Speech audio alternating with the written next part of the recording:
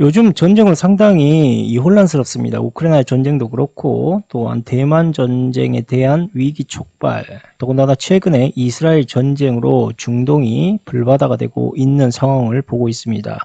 이게 현재 중동 인근 지역 이란이라든지 이라크까지도 확전이 될 우려가 있다고 하니까 아무래도 상당히 이 글로벌 경제 위기를 계속적으로 심화시키는 분위기가 현재 보이고 있다.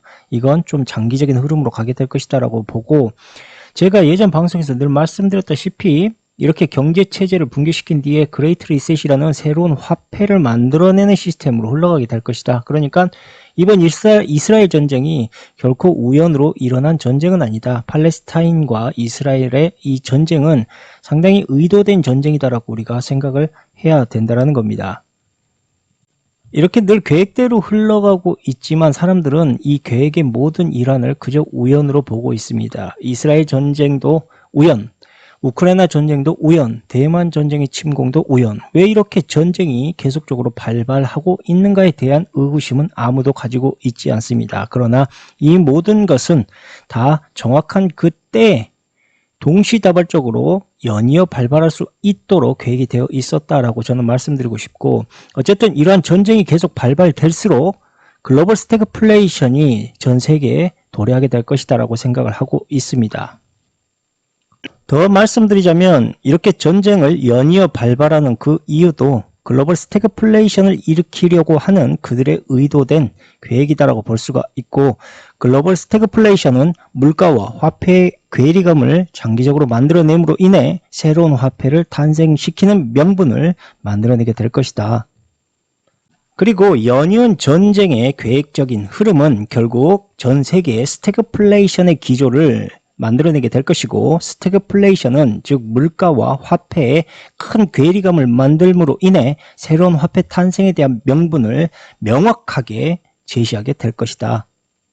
또한 미국과 유럽, 러시아의 경제체제로 인해서 글로벌 시장에 식량과 산업 자원, 석유와 천연가스 등의 공급 차질이 계속적으로 일어나게 될 것이고, 이러한 공급 부족 발생으로 인해 물가가 상승하는 문제를 야기하게 될 것이다 라고 저는 생각을 합니다. 하지만 이러한 경제 수급 불균형의 문제를 지금까지도 경제 전문가들은 이 화폐의 과잉 공급, 즉 인플레이션 때문이다 라고 말을 하고 있지만 이것은 얼토당토 않은 소리입니다. 그 이유는 무엇보다 명확합니다. 우크라이나 전쟁으로 인해서 밀값이 폭등했던 이유는 화폐가 다량으로 공급됐기 때문에, 즉 과잉 공급이 됐기 때문에 밀값이 폭등한 게 아니라 밀값의 수급의 문제로 인하여 밀값이 폭등했던 것이고, 또한 최근에 이스라엘과 팔레스타인의 전쟁으로 인해서 석유값이 폭등했던 그 이유도 화폐 때문이 아니라 바로 석유의 생산 문제로 인한, 즉 생산과 유통 문제로 인한 가격의 급등이었습니다. 즉 연이은 전쟁이 계획적인 이유는 바로 전쟁으로 인해서 우리가 필요로 하는 생필품과 식량 그리고 원자재의 조달이 결핍이 되게 되고, 그 결핍된 유통으로 인해서 가격이 급상승하게 되는 이유, 그리고 이들은 이렇게 생겨난 물가 급등을 바로 코로나와 금리 인상, 즉 화폐 과잉 팽창으로 인한 문제다라고 이야기를 하고 있는 것입니다.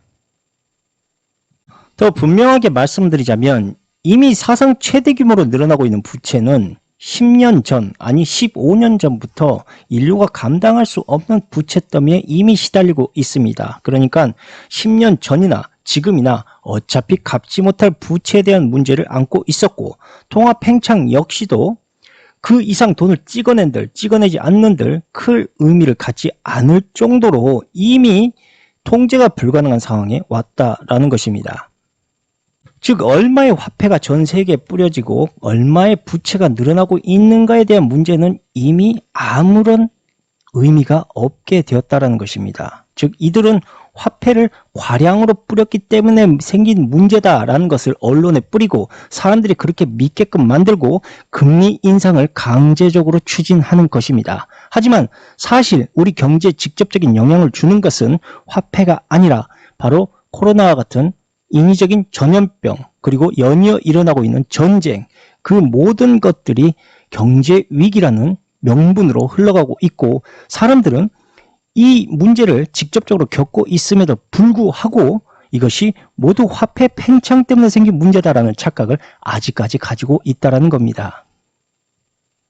사람들이 이렇게 지금의 주류 경제학자들이 말하고 있는 화폐 인플레이션의 통화 팽창을 믿어야지만 이들이 대놓고 전쟁도 만들어낼 수 있고, 자원도 가격을 마음대로 조작할 수 있고, 경제 위기도 마음대로 만들어낼 수가 있는 겁니다. 즉, 이 모든 원인들을 다 화폐의 책임으로 돌려버리면 이들은 화폐로 인해 모든 것을 손쉽게 거머쥐거나 또한 만들어낼 수가 있다는 것입니다. 우리가 최근에 나온 정보, 그러니까 국제금융연구소에서 발표한 1분기 전세계 부채만 보더라도 무려 304조 9천억 달러입니다. 우리나라 돈으로 약 40경 6,584조 1,500억 원이죠. 하지만 이렇게 우주가 팽창하듯 엄청나게 걷잡을 수 없이 팽창하고 있는 통화화폐 대비 금리는 5.5%에 머물러 있고 동결을 추진하고 있습니다. 그리고 이제 연준의 금리 인상이 거의 끝나가고 있다라는 말도 안 되는 이야기들이 나오고 있습니다. 즉, 경제가 안전한 위기에 봉착하고 있다라는 이야기를 하고 있죠. 지금 엄청나게 통화 팽창이 끝없이 마치 우주가 팽창하듯이 걷잡을 수 없이 팽창을 하고 있는데도 불구하고 금리 인상이 끝나간다라는 말이 나오고 있습니다. 이 자체부터가 이미 통화 팽창과 즉 인플레이션과는 별다른 관계가 없이 경제가 움직이고 있다라는 사실입니다. 그렇다면 우리는 여기서 크게 두 가지 거짓말을 찾아낼 수가 있습니다. 첫 번째, 화폐 팽창으로 인한 금리 인상, 즉 화폐를 다시 걷어들이기 위한 금리 인상을 단행하는 것, 이게 엄청난 거짓말이라는 것입니다. 아까 말씀드렸다시피 5%의 금리 인상 따위로는 현재 304조 9천억 달러에 대한 돈의 화폐 흐름을 막아낼 수 없습니다. 즉, 눈 가리고 아웅하자라는 식이죠. 그렇다면 이들이 금리 인상을 단행하는 그 이유는 무엇인가? 금리 인상은 바로 여러분들의 많은 가치를 빼앗아 갑니다. 즉, 부동산, 집값 폭등에 대한 후유증, 가계부채에 대한 빚더미, 이 모든 것들은 결국 금리 인상으로 인해 여러분들의 호주머니에 있는 모든 것을 털어가기 위한 하나의 거대한 거짓말이자 쇼입니다. 즉, 이들은 여전히 엄청난 화폐를 뿌려대고 있음에도 불구하고, 전 세계에 뿌려대고 있음에도 불구하고 금리라는 그럴싸한 사람들에게 경제적 합리적인 이야기를 함으로 인해서 여러분들의 돈을 아무런 죄책감 없이, 아무런 의심 없이 바로 털어내고 있고, 그 돈을 통해서 여러분들이 지금까지 힘들게 모았던 모든 것들을 다시 싼 값에 걷어가기 위한 그러한 위장막일 뿐입니다. 이들이 거짓말하고 있는 또 하나의 진실은 무엇이냐? 바로 여러분들에게 경제라는 그럴싸한 합리화를 세뇌를 시킨 다음 그들이 하고 있는 모든 행위들은 경제와 아무런 관련이 없는, 즉 그들이 하고 싶은 원자재 독점, 전쟁의 발발, 그리고 경제 위기에 대한 모든 모멘텀들을 바로 화폐 그리고 경제라는 사이클 안에 가둬버리고 여러분들에게 그것을 강제적으로 이해시킨다라는 점입니다. 과거에도 말씀드렸다시피 이 엘리트 권력자들은 화폐에 아무런 가치를 두고 있지 않습니다. 다만 그 화폐의 가치를 여러분들에게 주입시키는 것이 가장 중요한 문제죠. 쉽게 말해 여러분들의 머릿속에 그들이 만든 종이 화폐, 비트코인 같은 것들을 가치 있게 세뇌시켜 버린다라는 겁니다. 그렇게 여러분들을 세뇌시키게 되면 이들은 그동안 제약이 있었던 모든 것들로부터 엄청난 자유를 얻게 됩니다. 전쟁을 일으켜도, 은행과 기업을 파산시키거나 붕괴시켜도, 원자재 가격을 마음대로 조작해도 이들은 그 모든 것들을 바로 화폐 때문에 생긴 경제 위기다로 다 얼버무려 버릴 수가 있다는 겁니다.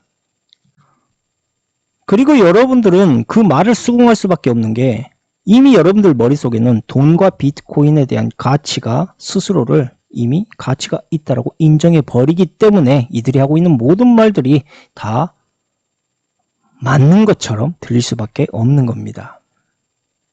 분명히 말씀드리는 건데 지금 일어나고 있는 통화 팽창과 금리 인상, 그것은 분명 순서가 잘못됐습니다. 그 이전에 이미 연이은 전쟁, 그리고 지금 일어나고 있는 전쟁을 끊임없이 이들이 만들어냄으로 인해서 경기 침체를 만들어낸 것이고, 즉 글로벌 공급 부족 사태를 이들이 만들어낸 것이고, 그로 인해서 원자재를 마음대로 조작한 이후 정확한 타이밍에 금리 인상을 단행했다라는 것이 정확한 순서입니다. 단언컨대 지금 일어나고 있는 모든 것들은 우연을 가장한 필연입니다. 즉 오래전부터 수없이 반복해온 전쟁, 통합 팽창에 따른 경제 공황, 전염병과 같은 재난, 쿠데타와 대량 학살 같은 이 모든 것들이 지금까지 꾸준히 글로벌 엘리트들의 계획에 의해서 반복되어 왔다는 겁니다. 이건 현재 시대뿐 아니라 이미 고대 때부터 지금까지 거의 똑같은 패턴으로 계속 돌아왔던 그러한 현상입니다. 그래서 이 패턴을 앞으로 이해하시게 되면 이들이 어떠한 상황에서 어떠한 짓을 저지를지 우리가 대략 예측할 수 있다는 겁니다.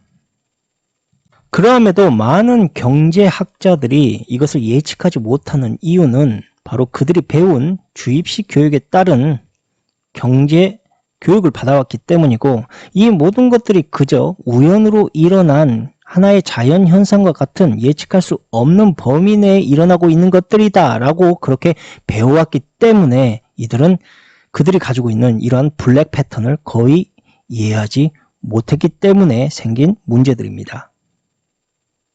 자, 그렇다면 이스라엘 전쟁에 대한 거대한 쇼가 전 세계에 방영되기 시작한 지금부터 우리나라 국내의 경제 위기는 어떠한 상황인지 한번 간단히 살펴보도록 하죠. 최근에 한국 부동산 시장이 붕괴가 되고 있고 경제가 IMF 때처럼 위기가 올 것이다라는 주장이 상당히 많이 있습니다. 그러한 이야기들이 많이 돌고 있죠. 이렇게 우연을 가정한 필연적인 이스라엘의 전쟁은 즉 미국의 통화량까지 변화시키고 있습니다. 2008년 글로벌 금융위기, 2001년 IT 버블 붕괴뿐 아니라 반세기 안에 거의 최저 수준으로 통화량이 돌고 있습니다. 이것은 시중에 돈이 없다라고 우리가 볼 수가 있는데 미국의 금융정책에 완전히 동기화되고 있는 한국과 유럽들도 다 비슷한 상황으로 흘러가 버리게 됩니다. 즉 우연을 가장한 필연으로 지금 일어나고 있는 이스라엘의 전쟁으로 인해서 한국과 유럽들도 다 시중의 돈의 통화량이 급속하게 줄어들고 있다는 겁니다. 그리고 이러한 현상은 중앙은행들이 시중에 돈을 덜 풀었거나 전염병 사태 때 돈들을 금리 인상으로 다시 모두 회수했기 때문에 발생한 현상이 아닙니다. 이것은 유동성 함정입니다. 그러니까 애초부터 경기를 선순환시킬 수 있는 산업에 돈이 투여되었던 것이 아니다라는 것이죠. 일부러 여러분들에게 엄청난 빚더미를 안겨주고 그 돈들을 일부러 부동산과 코인과 같은 실체가 없는 부분에 돈이 집중되도록 이들이 만들어 놓았다는 겁니다.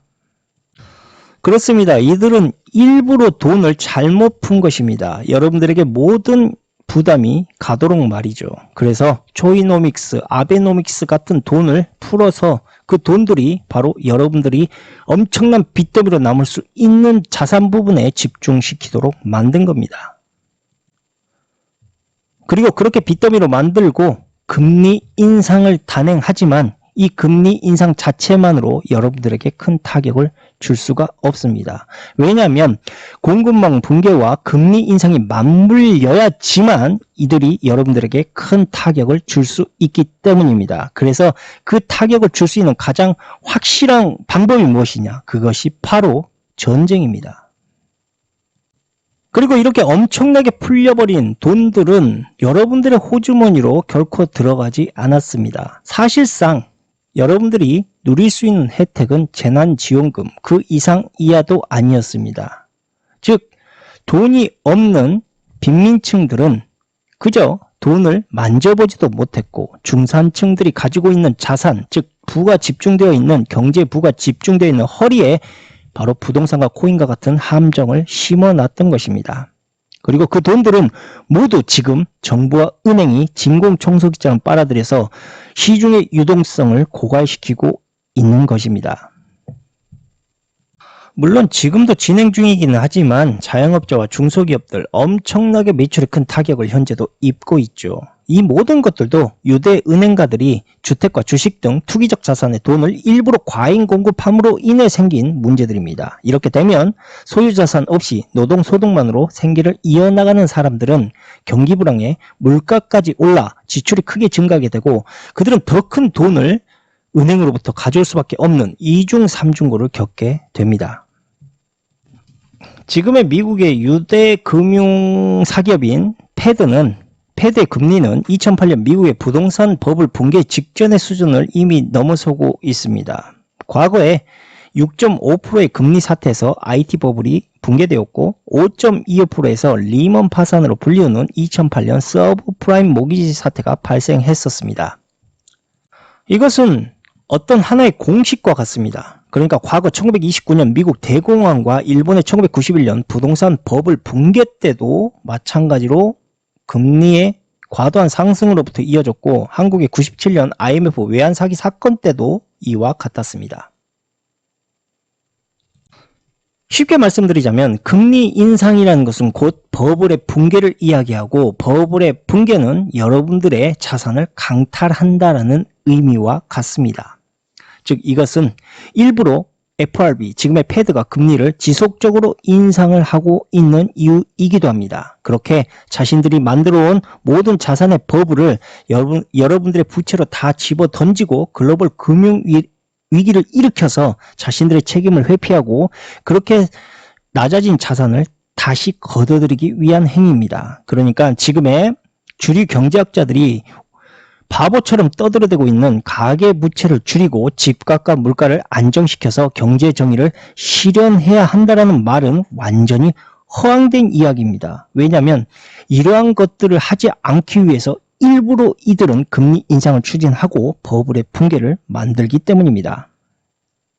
그렇기 때문에 금리 인상을 통한 글로벌 경제 위기는 전혀 얼토당토 않는 말입니다. 이것을 우리는 어떻게 해석해야 되느냐? 금리 인상은 글로벌 경제 공황이 아니라 서민들의 자산을 강탈하기 위한 현상이다. 이렇게 바라봐야 된다는 겁니다. 과거의 미국 대공황 직후 찰스 린드버그 시니어라는 사람은 국회에서 유대인들이 만든 은행가 성명서를 공개했습니다. 이 성명서의 내용은 대략 이러했습니다. 자본은 가능한 한 모든 방식의 제도와 입법을 통해 스스로 보호를 해야 된다. 법원은 반드시 우리를 도와줘야 하며 채무는 회수되어야 하고 채권 및 담보대출에 따른 채무자의 자산은 가능한 한 신속하게 압류가 되어야 된다라는 설명이 기재되어 있었죠. 그리고 여기에 마지막 줄에 충격적인 내용이 있는데 바로 경제공황은 과학적으로 설계되어서 발생했다라고 그렇게 덧붙여 있었습니다. 이것은 그렇게 어려운 이야기가 아닙니다. 대기업이 운영되고 있는 시스템처럼 그것은 아무렇게 갑자기 우연으로 일어나고 있는 것들이 아닙니다. 모두 다 시스템화에 계획되어 일어나고 있다는 거죠. 그렇지 않고서 어떻게 지금의 글로벌 경제가 유지될 수가 있겠습니까? 지금의 거대한 회사들, 그룹의 대기업들처럼 이것은 모두 그러한 시스템으로 인해서 맞물려서 완성되고 만들어지고 있다는 것을 반증할 수밖에 없다라는 겁니다. 글로벌 엘리트들이 통합 행창에 따른 새로운 화폐를 만들어내고 있는 추진은 지금도 계속 흐름을 보여주고 있는데 그 한 가지 흐름을 말씀드리자면 현재 미국의 주요 은행들이 계속 미국 전역에서 지점을 폐쇄하고 있습니다. 그리고 수천 명의 근로자들이 계속해서 해고당하고 있죠. 여기에서 끝이 아니라 지난해 미국 은행은 약 3,000개 이상의 은행 지점을 폐쇄했는데 희한하게 다시 1,000개의 지점을 새로 열었습니다. 그런데 이 1,000개의 지점에서 그들이 만들어내고 있는 디지털 화폐를 본격적으로 거래할 수 있는 ATM기들이 생겨나고 있다는 것이죠. 그리고 기존에 19,000개 이상의 이 종이화폐를 이용하는 ATM기는 반대로 폐쇄를 하고 있습니다. 그리고 이러한 현상은 주로 은행이나 금융권에서만 국한되어 있는 것이 아닙니다. 그러니까 IT, 항공, 물류 같은 대부분의 대기업들이 운영하고 있는 산업 분야에서 직원들을 계속적으로 대량 해고를 하고 있다는 겁니다. 우리나라 같은 경우도 계속 대기업들이 인원을 이렇게 줄여나가고 있죠. 그 이유도 바로 체질 개선 때문인데 이제 사람이 더 이상 일을 해야 되는 이러한 시스템들은 사라져가고 있다는 거죠. 아마존만 보더라도 창고의 물류 직원들 전부 첨단 로봇으로 대체할 계획을 하고 있는 것. 즉 경기 불황으로 일자리는 점점 줄어드는데 이제 소위 혁신 기술로 인해서 더 일자리가 빨리 사라지게 되는 판국이 오고 있는 것입니다. 한마디로 미국의 모든 경제 지표가 흔들리고 있는 가운데 이스라엘이 전쟁을 일으켰고 이스라엘에 막대한 군비 지원을 하겠다라고 미국이 발표를 합니다. 이렇게 되면 현재 미국의 연방 세수가 지난해에 비해서 7% 줄어들고 있고 연방 지출이 14% 늘어난 상태인데 미국이 이렇게 재정 지출을 전쟁으로 감행한다면 5%의 채권 이자가 더 올라갈 수밖에 없게 되고 채권 가격이 폭락하기 시작하면서 자연스럽게 글로벌 금융시장을 붕괴시켜 버리는 위험 상황까지 도달하게 됩니다.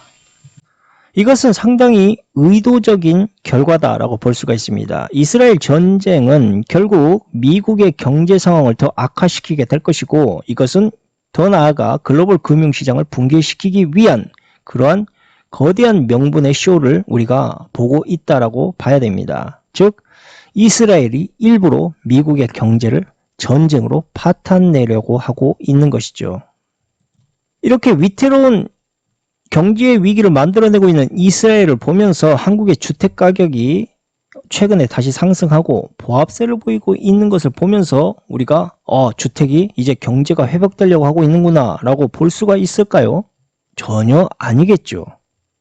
즉 부동산의 보합세는 그렇게 오래 가지 못할 것이다 라고 저는 판단을 합니다. 그 이유가 이스라엘은 이제 막 경제 붕괴를 만들어내기 위해서 전쟁을 일으키고 있는데 한국의 부동산만 천정부지 상승하게 될 것이다, 회복하게 될 것이다, 이건 말도 안 되는 이야기죠. 자, 아무튼 끝으로 한국의 부동산은 정치인들과 유대 금융가들, 이 악마들이 만든 거대한 계획이다. 즉 유대 악마들에게 장악당한 정부와 정치인들이 국민의 소득 중 감당할 수 있는 여분의 한계치까지 부채 은행에 대한 이자로 착취를 시켰기 때문에 생긴 문제고 국민을 유대 은행의 부채 노예로 만들기 위한 정책적 시도였다라는 것을 말씀드리고 싶습니다. 한마디로 정치인들은 거대한 이러한 자본가들의 노예입니다. 당시 제가 살고 있었던 당시만 이야기해보자면 김대중 정부에서 미등기 전매 등의 부동산 규제를 풀기 시작했습니다. 그렇게 가계대출을 완화시켰죠. 그렇게 함으로 인해 부동산이 폭등하기 시작했습니다. 그리고 이 광적인 랠리는 여기서 끝이 아니라 노무현 정권에서 정점을 찍습니다. 유대인들에게 모두 장악된 시중은행들의 가계대출을 늘려주기 위해서 정부에서 특수목적법, 그러니까 SPC, 미국의 페니메이와 프레디맥까지 설립해서 은행 대출 채권을 유동화시켰습니다. 그렇게 대출 자금을 확대 공급했고 다양한 신도시 개발을 명목으로 토지보상금 110조, 당시 1년 예산의 절반이나 시장에 풀어 부동산 버블을 극대화시켰습니다. 물론 부동산 버블 정책은 여기서 끝이 아닙니다. 이명박과 박근혜 정권에서도 계속되었고 문재인 정권, 지금의 윤석열 정권에서도 계속적으로 프레임이 이어져 나가고 있죠. 왜 이렇게까지 부동산에 대해서 목을 메었는지 역대 정권과 대통령들이 이것은 미국의 집값 변동 그래프를 보면 잘 알 수가 있습니다. 미국의 집값 변동 그래프와 한국의 부동산 정책이 거의 엇비슷하게 맞아떨어지고 있는 것만 보더라도 이것은 의도된 것임을 우리가 잘 알 수가 있습니다. 돈이 풀리게 되면 물가가 오르는 것은 자연스러운 이치입니다. 그런데 우리가 착각하고 있는 게 부동산이 올랐다, 땅값이 올랐다라고 이야기를 한다는 것이죠. 그런데 더 엄밀히 말씀드리자면 부동산 값은 오른 게 없습니다. 화폐 가치가 하락한 것 뿐이죠. 쉽게 말해서 땅은 여전히 10평인데 거기에서 돈의 가치가 100만원 혹은 1000만원으로 늘어나는 것 뿐이라는 겁니다. 즉 그들이 만들어낸 종이 쪼가리에 의해서 아무런 값어치가 없는 종이 쪼가리가 땅의 가치는 그대로인데 더 많은 값어치를 창출하게끔 착각하게 만든다는 겁니다. 그럼 이들은 왜 이렇게까지 화폐 가치를 늘려서 여러분들에게 값어치 있는 척 착각하게 만드느냐? 그 이유는 바로 여러분들의 가처분 소득에 있습니다. 즉 물가가 오르고 그만큼 세금이 오를수록 여러분들이 써야 될 돈들은 줄어들기 때문이죠. 쉽게 말해서 지금도 그 증거를 말씀드릴 수가 있는 게 여러분들이 내야 될 세금과 물가는 천정부지로 올라가고 있지만 월급은 그대로라는 것.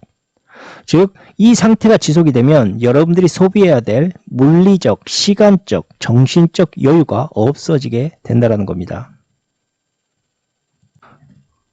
더 노골적으로 말씀드려 볼까요? 집값 상승으로 인한 부채 증가. 이것이 뭘 의미하느냐? 여러분들에게는 매우 큰 고통이겠죠. 그런데 컴퓨터 자판으로 가짜 돈을 찍어내고 있는 유대 금융가들에게는 이것이 더할 수 없는 행복입니다. 즉 여러분들의 화폐 가치가 떨어지면 떨어질수록 여러분들은 더 고통이 가중되겠지만 이들은 그 화폐를 더 많이 찍어내서 뿌려버리면 그만이라는 겁니다. 그래서 아까 말씀드렸다시피 이들이 화폐를 팽창시키는 것과 금리 인상은 경제 위기와 별다른 아무런 상관관계가 없다라고 말하는 것 또한 이것입니다. 왜냐하면 엄청난 부채 팽창이 늘어나고 있음에도 그들이 실질적으로 경제 타격을 입는 것은 거의 없습니다. 다만 한 가지는 확실히 입을 수 있죠. 바로 화폐 가치는 계속해서 떨어지는 문제. 그래서 이들이 새로운 화폐를 만들어내기 위한 그 발판으로서 지금의 상황을 만들어내고 있는 것입니다. 자, 이것은 컴퓨터와 같습니다. 새로운 컴퓨터를 만들어내기 위해서 그 주변 기기들을 모두 바꿔야 되는 문제처럼 또한 기아나 현대에서 현재 전기차로 대체하려고 하는 것처럼 이들은 새로운 경제, 즉 새로운 화폐를 만들려고 하는 것이죠. 그렇게 함으로 인해서 지금의 경제 주도권을 더 오랜 시간 이들은 거머쥘 수가 있게 되는 겁니다. 자, 경제에서 우리가 가장 중요하게 생각하는 게 돈이다라고 이렇게 생각들 하겠지만 사실 유대 금융가들이 생각하고 있는 것은 돈보다 더 귀한 게 있습니다. 그게 바로 권력이죠.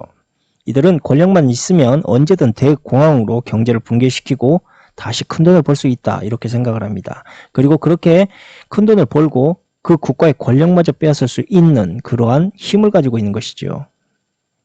그렇기 때문에 돈을 직접적으로 찍어내고 있는 그 권력만 가지고 있다면 전 세계 모든 것들을 자신들의 의지로 주무르거나 조작할 수 있다 이렇게 생각하는 겁니다. 그리고 이번에 시작될 부동산 역시 마찬가지입니다.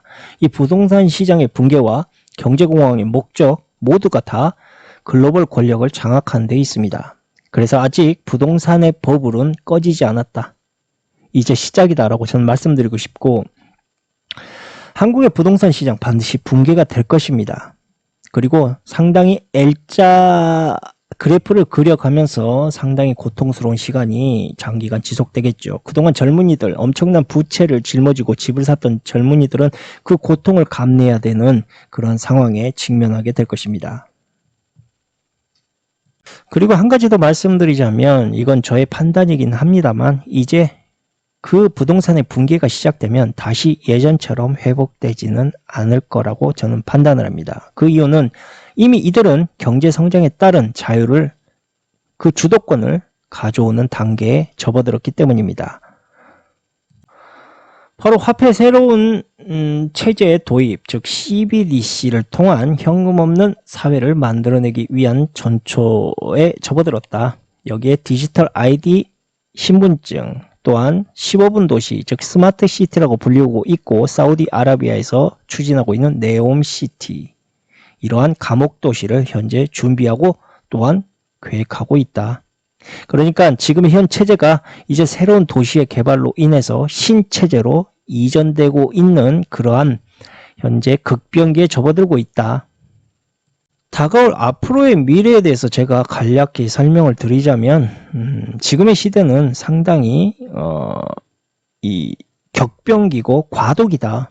그러니까 어두운 터널에 현재 한가운데 있다. 그러나 이 터널이 끝나면 상당히 밝은 세상이 올 수도 있다. 물론 그것은 판단하는 사람의 입장에 따라서 다를 수 있겠지만 어찌됐든 트루먼 쇼와 같다. 저는 그렇게 생각을 합니다. 그러니까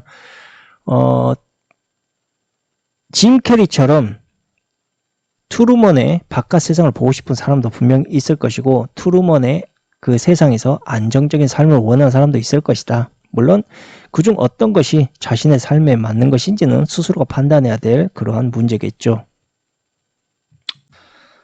자, 오늘은 한국의 부동산과 이스라엘 전쟁에 대해서 말씀을 드렸는데, 이스라엘 전쟁을 시작으로 인해서 모든 현재의 경제 위기들이 촉발되게 될 것이다. 저는 그렇게 생각을 하고 있고, 이것은 단순하게 과거의 팔레스타인과 이스라엘 전쟁에서 끝나는 것이 아니라 중동 그 전체로 확산될 수 있는 가능성이 매우 크다. 그러한 전쟁을 만들어내기 위한 거대한 계획이었기 때문에, 그리고 그것은 글로벌 경제를 크게 흔들게 될 것이고, 그러한 격변기와 그러한 혼란기가 지난 다음 새로운 세상으로 이들이 하나둘 구축하려 할 것이다 라는 말씀을 남기면서 오늘 방송은 여기서 마치도록 하겠습니다. 감사합니다.